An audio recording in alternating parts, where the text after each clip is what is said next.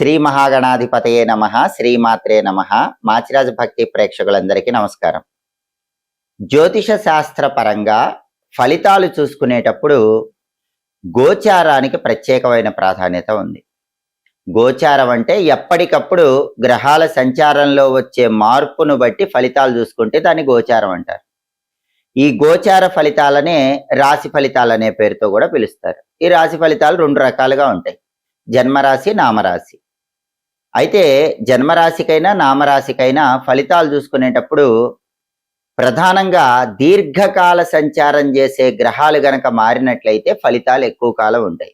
అందుకే ఎప్పుడైనా రాశి ఫలితాలు చూసుకునేటప్పుడు ప్రధానంగా 4 గ్రహాల మార్పు అనేది ఎక్కువ ప్రాధాన్యతను కలిగి ఉంటుంది. ఆ 4 గ్రహాలు ఏంటంటే రాహువు, కేతువు, గురువు, శని. ఈ 4 గ్రహాలు మారినప్పుడు ఆ మార్పు అనేది ఎక్కువ కాలం ఉంటుంది కాబట్టి రాశికి వచ్చే ఫలితం కూడా ఎక్కువ కాలం ప్రభావితం చేస్తూ ఉంటుంది. 2026 సంవత్సరంలో 4 దీర్ఘకాల సంచారం చేసే గ్రహాల్లో దేవగురువు అయినటువంటి బృహస్పతి గురుగ్రహం జూన్ 2వ తేదీ మిథున రాశిలో నుంచి కర్కాటక రాశిలోకి ప్రవేశిస్తున్నాడు. కర్కాటక రాశి గురుగ్రహానికి ఉచ్చ రాశి. దేవగురువు బృహస్పతి ఉచ్చ రాశిలోకి ప్రవేశించడం అనేది 12 రాశుల మీద ప్రత్యేకమైన ఫలితాలను కలిగింపజేస్తుంది. కాబట్టి గురువు జూన్ 2వ తేదీ మిథున రాశిలో నుంచి కర్కాటక రాశిలోకి మారటం వల్ల 12 రాశుల వారికి ఎటువంటి ప్రభావం కలుగుతుందో ఈ వీడియోలో మనం తెలుసుకుందాం. ఈ ప్రభావం, ఈ ఫలితాలు అనేవి మళ్ళీ గురువు మారే వరకు ఉంటాయి. కాబట్టి జూన్ 2వ తేదీ నుంచి అక్టోబర్ 31వ తేదీ వరకు గురుగ్రహము కర్కాటక రాశిలో ఉండటం అనేది 12 రాశుల వారికి ప్రత్యేకమైన ఫలితాలు ఇస్తుంది. ఎందుకంటే కర్కాటకం గురువుకు ఉచ్చ కాబట్టి మిథున నుంచి కర్కాటకానికి జూన్ 2వ తేదీ గురువు వస్తాడు కాబట్టి ఆ ఫలితాలు విశేషంగా ప్రభావాన్ని కలిగింపజేస్తే 12 రాశుల వారికి ఈ గురుగ్రహ సంచారంలో మార్పు ఎటువంటి ఫలితాలను ఇస్తుందో ఈ వీడియోలో మనం తెలుసుకుందాం. తదుపరి వృశ్చిక రాశి. వృశ్చిక రాశి వాళ్ళకి దేవగురువు బృహస్పతి జూన్ 2వ తేదీ మిథునం నుంచి కర్కాటక రాశిలోకి ప్రవేశించగానే కర్కాటక రాశి నుంచి చూసుకున్నప్పుడు ప్రధానంగా వృశ్చిక రాశి వాళ్ళకి వృశ్చికం, ధనుస్సు, మకరం, కుంభం, మీనం, మేషం, వృషభం, మిథునం, కర్కాటకం. కర్కాటక రాశి అనేది వృశ్చిక రాశి వాళ్ళకి 9వ రాశి అవుతుంది. అంటే వృశ్చిక రాశి వాళ్ళకి వాళ్ళ రాశి నుంచి 9వ స్థానంలో గురువు వచ్చాడు. ఈ 9వ స్థానాన్ని భాగ్యస్థానం అనే పేరుతో పిలుస్తారు. జ్యోతిష శాస్త్ర గోచార గ్రంథాల ప్రకారం జన్మరాశి నుంచి చూసుకున్నప్పుడు 9వ స్థానంలోకి భాగ్యస్థానంలో గురువు వస్తే ఆ గురువు సంచారం అఖండ రాజయోగాన్ని కలిగింపజేస్తుంది, అద్భుతమైన శుభ ఫలితాలను అనుగ్రహిస్తుంది. కాబట్టి జూన్ 2వ తేదీ నుంచి అక్టోబర్ 31వ తేదీ మధ్యలో వృశ్చిక రాశి వాళ్ళు తిరుగులేని రాజయోగాన్ని, రాజవైభవాన్ని పొందేలాగా దేవగురువు బృహస్పతి అనుగ్రహిస్తాడు. ఏ విషయాల్లో రాజయోగం ఉంటుంది, ఏ విషయాల్లో రాజవైభవం కలుగుతుంది, ఆ అద్భుతమైన శుభ ఫలితాలు ఇంకా రెట్టింపు చేసుకోవాలంటే గురువుకు సంబంధించిన ఎలాంటి శక్తివంతమైన పరిహారాలు వృశ్చిక రాశి వాళ్ళు చేసుకోవాలి, ఈ విషయాలు పరిశీలిస్తే భాగ్యస్థానం 9వ స్థానంలోకి గురువు రాగానే 9వ స్థానం యోగిస్తుంది. పైగా అది కర్కాటకం ఉచ్చలో ఉన్న గురువు 9వ స్థానంలో బ్రహ్మాండమైన శుభ ఫలితాలు ఇస్తాడు. ఎలాంటి శుభ ఫలితాలు ఇస్తాడంటే వంశపారంపర్యంగా వచ్చేటటువంటి స్థిరాస్తులన్నీ కూడా వెంటనే మీకు కలిసి వచ్చే అవకాశం ఉంటుంది. తరతరాలుగా తల్లి వైపు కానీ, తండ్రి వైపు కానీ, తాత ముత్తాతల నుంచి ఏదైనా సరే భార్య వైపు కానీ, భర్త వైపు కానీ కలిసి రావాల్సిన ఆస్తిపాస్తులు ఉంటే ఆ ఆస్తిపాస్తులన్నీ ఒక్కసారిగా వచ్చి పడతాయి. బ్రహ్మాండమైనటువంటి వంశపారంపర్య ఆస్తులు పొందే యోగం ఉంది. స్థిరాస్తులు కొనుక్కునే యోగం కూడా ఉంది. అంటే మంచిగా ప్రాపర్టీస్ కొనుక్కోవటం, భూములు, గృహాలు, స్థలాలు, పొలాలు ఇలాంటివి కొనుక్కునే యోగం కూడా వృశ్చిక రాశి వాళ్ళకు బాగా ఉంటుంది. అనూహ్యంగా ధనలాభం కలుగుతుంది. అంటే దీన్ని ఆకస్మిక ధన ప్రాప్తి యోగం అనే పేరుతో పిలుస్తారు. జూన్ 2వ తేదీ నుంచి అక్టోబర్ 31వ తేదీ మధ్యలో వృశ్చిక రాశి వాళ్ళకి ఖచ్చితంగా గురుగ్రహం వల్ల ఆకస్మిక ధన ప్రాప్తి యోగం వచ్చి తీరుతుంది. ఇందులో ఏమాత్రం సందేహం లేదు. చాలా అద్భుతమైన ఆనందాన్ని పొందగలుగుతారు. అలాగే స్త్రీ సౌఖ్యం కూడా ఉంటుంది. అంటే వృశ్చిక రాశి పురుషులైనా, వృశ్చిక రాశి స్త్రీలైనా ఇతర స్త్రీల యొక్క పరిపూర్ణమైన సహాయ సహకారాలు కూడా పొందగలుగుతారు. అలాగే ఎవరైతే వృశ్చిక రాశి వాళ్ళు వాళ్ళ వంశాచారంగా వస్తున్నటువంటి వృత్తుల్లో ఉంటారో అలాంటి వాళ్ళకైతే కొన్ని వేల రెట్లు విశేషమైనటువంటి పురోభివృద్ధి ఏర్పడుతుంది. అంటే వృశ్చిక రాశి వాళ్ళు ఎవరైనా తరతరాలుగా తల్లిదండ్రులు తాత ముత్తాతలు చేసినటువంటి వంశపారంపర్య వృత్తి చేసే వాళ్ళు ఉంటే వాళ్ళకి మాత్రం మిగిలిన వాళ్ళకంటే కొన్ని వేల రెట్లు బ్రహ్మాండమైనటువంటి సక్సెస్ అనేది పొందగలుగుతారు. ధన సంపాదన ఏ రంగంలో ఉన్నా బాగుంటుంది. వృశ్చిక రాశి వాళ్ళు ఈ సమయంలో ఏ రంగమైనా ఉండనివ్వండి, ఉద్యోగ రంగం కానీ వ్యాపార రంగం కానీ ఏ ఉద్యోగమైనా ఏ వ్యాపారమైనా ధన సంపాదన మాత్రం విపరీతంగా ఉండి తీరుతుంది. ధనాన్ని బాగా నిల్వ చేయగలుగుతారు. బ్యాంక్ బ్యాలెన్స్ విపరీతంగా ఈ సమయంలో పెంచుకోగలుగుతారు. చాలా కాలంగా విసిగించినటువంటి మొండి బాకీలు కూడా వసూలయ్యే అవకాశం ఉంది.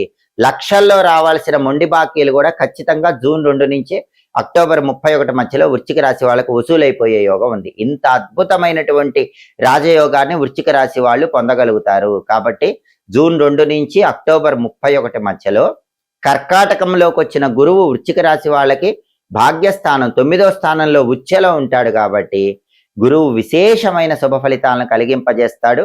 ఇందులో సందేహం లేదు.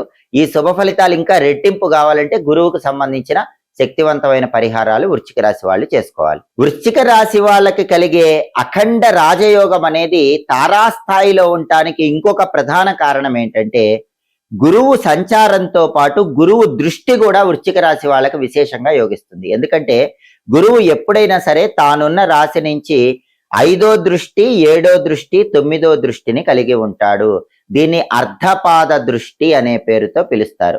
గురువు కర్కాటకంలోకి రాగానే వృశ్చిక రాశి వాళ్ళకి గురువు దృష్టి 5వ దృష్టిగా ఉంటుంది. ఎందుకంటే కర్కాటకంలో ఉన్న గురువు కర్కాటకం, సింహం, కన్యా, తుల, వృశ్చిక రాశిని 5వ దృష్టితో చూస్తూ ఉంటాడు. కాబట్టి వృశ్చిక రాశి వాళ్ళకి ఎంత అద్భుతమైనటువంటి ఫలితాలంటే వృశ్చిక రాశి వాళ్ళకి భాగ్యస్థానంలో 9వ స్థానంలో గురువు ఉన్నాడు. అది మొదటి అద్భుతం. 9వ స్థానంలో ఉన్న గురువు ఉచ్ఛలో ఉన్నాడు. అది రెండో అద్భుతం. ఆ తర్వాత గురువు కర్కాటకంలో ఉండటం వల్ల గురువు పంచమ దృష్టి వృశ్చిక రాశి మీద పడింది.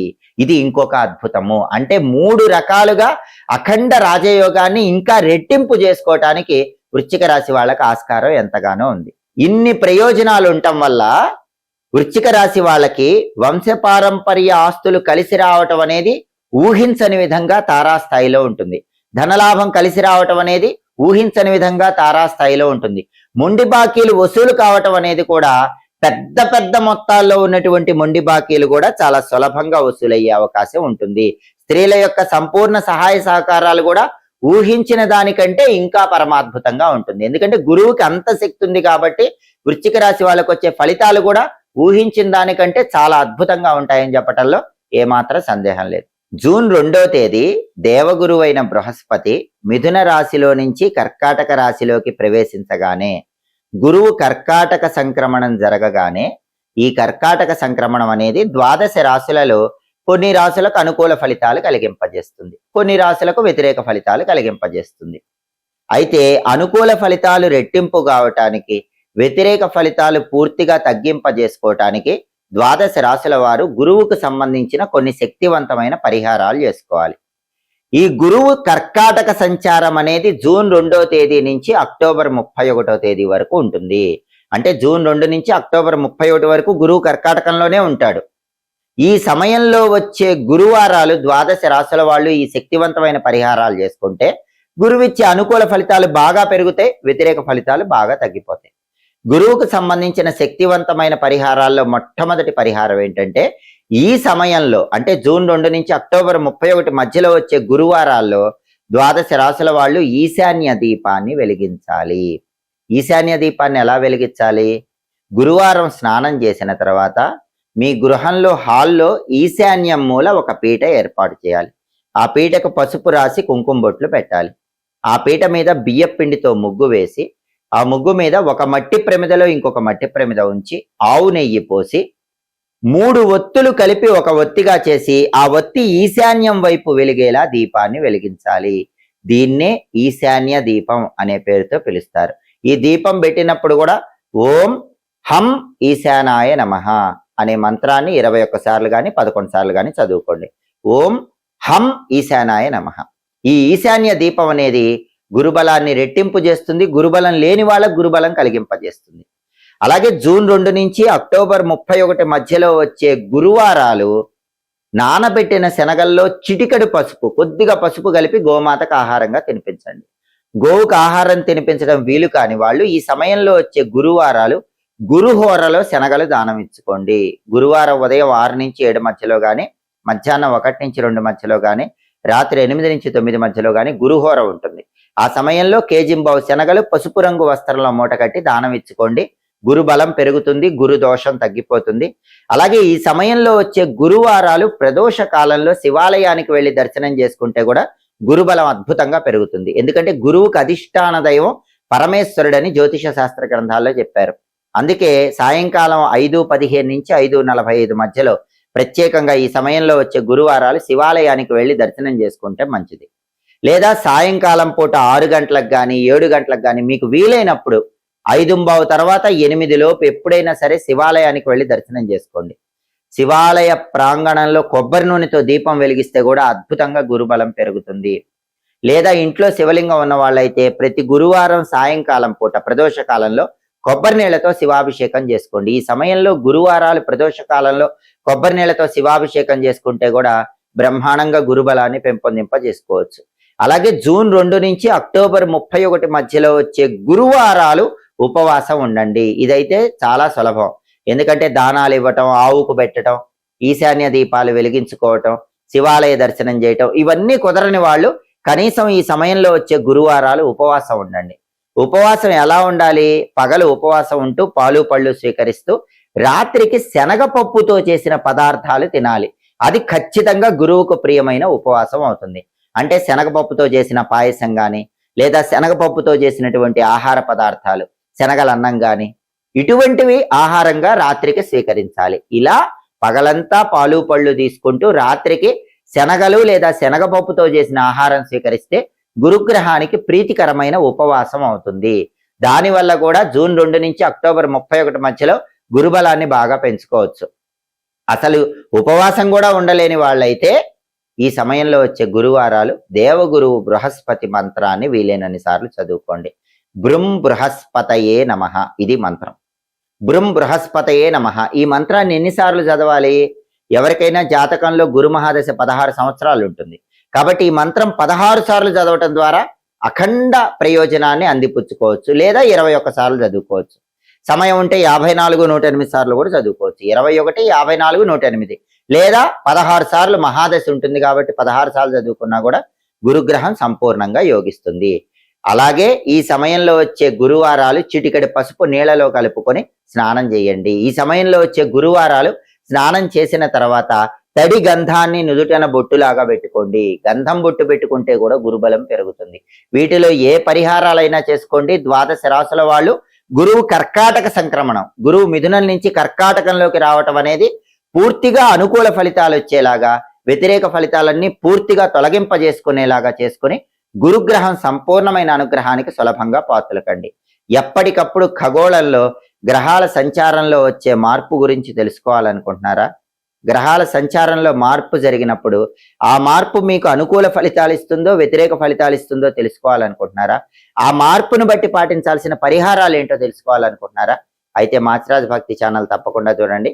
మా వీడియోస్ మీకు నచ్చినట్లయితే మా ఛానల్ లైక్ చేయండి, కామెంట్ చేయండి.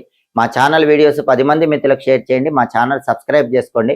పక్కనున్న బెల్ సింబల్ నొక్కటం మాత్రం మర్చిపోకండి. సర్వే జనాః సుఖినో భవంతు. స్వస్తి.